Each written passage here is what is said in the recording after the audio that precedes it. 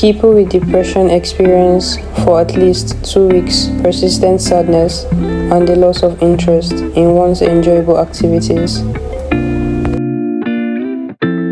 They can also experience guilt, hopefulness, loss of energy, lack of concentration, and disturbed sleep and appetite. Good day everyone, my name is Aibu Zelali Okankolade. I'm a 400 level student of public health and welcome to our talk show. So I'll be asking my colleagues a few questions about depression among youth.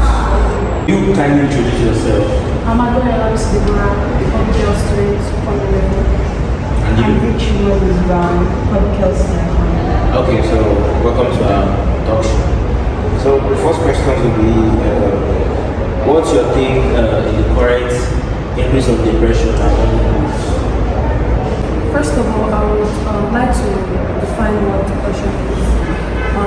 Depression is a mood disorder that leads to persistence, loss of happiness, that leads to sadness, and loss of interest in things around us. So, answering your question, causes of depression, one of the causes will be poverty, because recently we know the economic status in Nigeria, and when an individual doesn't have enough money to get whatever he or she wants, it can lead to depression. Yeah, so basically that's my own take in that aspect. Okay, so Victory, what's your own take on? In addition to what my colleague has said, depression is characterized by loss of interest in daily activities, sadness, prolonged sadness, because there's a difference between not just being happy for a particular period of time and an extended period of time. So a reason someone could fall into depression could be pressure, peer pressure too. When you look around, your friends are with cars, phones, and you can't afford these things, it can lead you to depression. Even our academic status too. Maybe you can't read properly, you're failing your exams, it could also lead to depression. So there are so many factors that could cause depression. Okay, so thank you for that.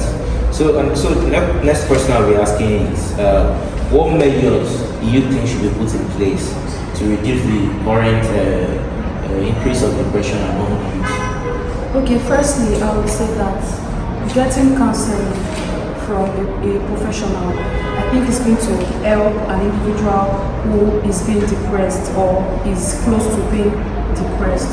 Because if an individual realizes that he or she is getting depressed and he or she goes to a practitioner to counsel him, to give him a good counseling, I think with the counseling the person will be able to understand that there's more to life instead of being depressed. So thank you for that. Okay, so Victory, what's your own take on the question, please? Okay, besides seeking counseling, I feel the individual should also try to modify his or her own lifestyle, like avoid smoking, drinking, and any other activities that will increase that depressive mood, and also engage in physical activities, sports, just other activities to get your mind off these things putting you under depression. So that's how I feel. So Victory and DC. Sure. Do you have any other things to add? Any other piece of Yes, advice? I'm going to add parental guidance, because I feel like our parents have a huge role to play in depression among youth. So if parents try to pay more attention to their children or their adolescent youth, I feel like they'll be able to open up to them and speak to them about anything which can lead to depression. So I think yes, parents have a huge role to play. I would also love to add that even the government too can help, because when they provide employment opportunities for the youth, it can also help elevate depression, because these people are going to be engaged in work and there's no time to be depressed. So thank you for coming to our talk show. So that's the